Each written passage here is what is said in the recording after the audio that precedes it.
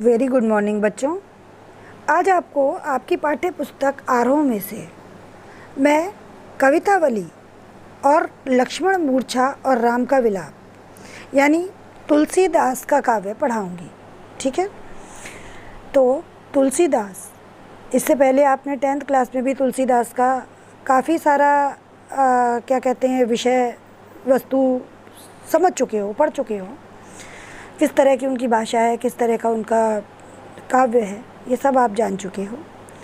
तो थोड़ा सा कवितावली आपके लिए एक नया अध्ययन होगा। तो मैं आपको सबसे पहले थोड़ा सा संक्षिप्त में तुलसीदास का कवि परिचय देती हूँ। जैसा कि सब जानते हैं कि तुलसीदास का जन्म बांदा जिले के राजापुर गांव में सन 1532 में हुआ था। कुछ लोग इनका जन्म स्थान सोरो मानते हैं। इनका बचपन कष्ट में बीता। बचपन में ही इन्हें माता पिता का वियोग सहना पड़ा। गुरु नरसिंह दास की कृपा से इन्होंने राम भक्ति का मार्ग प्राप्त किया। इनका विवाह रत्नावली नामक युवती से हुआ। कहते हैं रत्नावली की फटकार से ही ये वैरागी बनकर राम भक्ति में लीन हो गए थे। विरक्त होकर ये काशी, चित्रकूट, अयोध्या आदि तीर्थों पर भ्रमण करते रहे। इनका निधन काशी में सन 1623 में हुआ। इनकी जो प्रमुख रचनाएं हैं वो हैं रामचरितमानस, कवितावली, रामलला, नहचूक, गीतावली, दोहावली, विनय पत्रिका, रामाज्ञा प्रश्न, कृष्ण गीतावली, पार्वती मंगल सवैया छंदों में रचित हैं। जानकी मंगल, हनुमान बाहुक, वैराग्य संदीपनी, इनमें से रामचरितमानस एक महाकाव्य है। कवितावली में राम कथा कवित्व व सवैया छंदों में रचित है। विनय पत्रिका में स्तुति के पद गाने वाले हैं। इनकी काव्यगत विशेषताएं जो हैं वो क्या है कि ये राम भक्ति शाखा के सर्वोपरि कवि हैं और ये लोक मंगल की साधना के कवि के रूप में प्रतिष्ठित हैं। ये तथ्य न सिर्फ उनकी काव्य संवेदना की दृष्टि से वरन काव्य भाषा के घटकों की दृष्टि से भी सत्य है। इसका सबसे बड़ा प्रमाण यही है कि शास्त्रीय भाषा पर सृजन क्षमता होने के बावजूद इन्होंने लोक भाषा यानी अवधी या ब्रज भाषा को साहित्य की रचना का माध्यम बनाया। तुलसीदास में जीवन व जगत की व्यापक अनुभूति और मार्मिक प्रसंगों की अचूक समझ है। ये विशेषता उन्हें महाकवि बनाती है।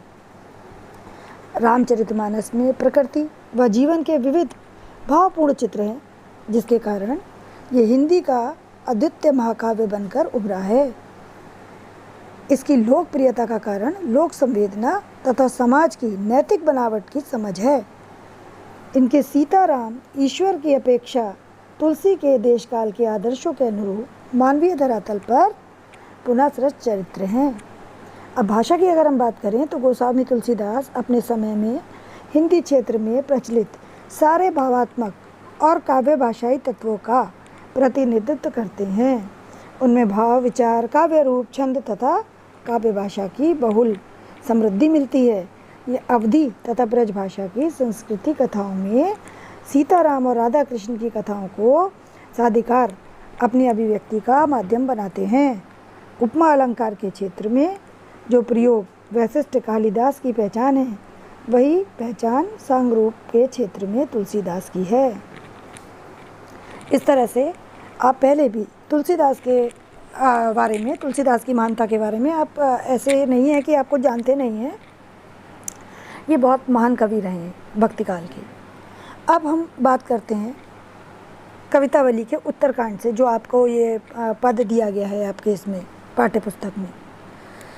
इसका प्रतिपाद्य है कि इन्होंने बताया है कि संसार में अच्छे बुरे जितने भी समस्त लीला प्रपंचों का आधार है वो पेट की आग है। यानी इंसान पेट के लिए सब कुछ करता है। ठीक है, अब इसका पेट की आग का दारुण व गहन यथार्थ इन्होंने दिखाया है, जिसका समाधान क्या बताते हैं वो राम रूपी घनश्याम के कृपा जल में देखते हैं। उनकी राम भक्ति पेट की आग बुझाने वाली यानी जीवन के यथार्थ संकटों का समाधान करने वाली है।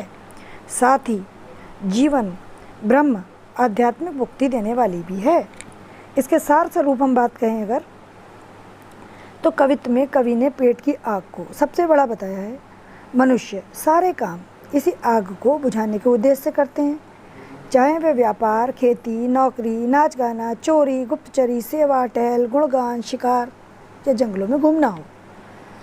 इस पेट की आग को बुझाने के लिए लोग अपनी संतानों तक को बेचने के लिए विवश हो जाते हैं। ये पेट की आग समुद्र की बड़वानल से भी भयानक है, बड़ी है। अब केवल राम रूपी घनश्याम ही इस आग को बुझा सकते हैं। तो जो पहला सवैया है आपका, इसमें कवि जो अकाल होता है ना, जो सूखा पड़ने जैसी स्थिति है, उसका चित्रण करता है। इस समय किसान खेती नहीं कर सकता, भिखारी को भीख नहीं मिलती, व्यापारी व्यापार नहीं कर पाता तथा नौकरी की चाह रखने वालों को नौकरी नहीं मिलती। लोगों के पास आजीविका का कोई साधन नहीं होता, वे विवश हैं।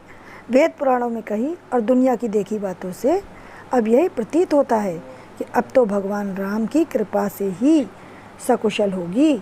वह राम से प्रार्थना करते हैं कि अब आप ही इस दरिद्रता रूपी रावण का विनाश कर सकते हैं।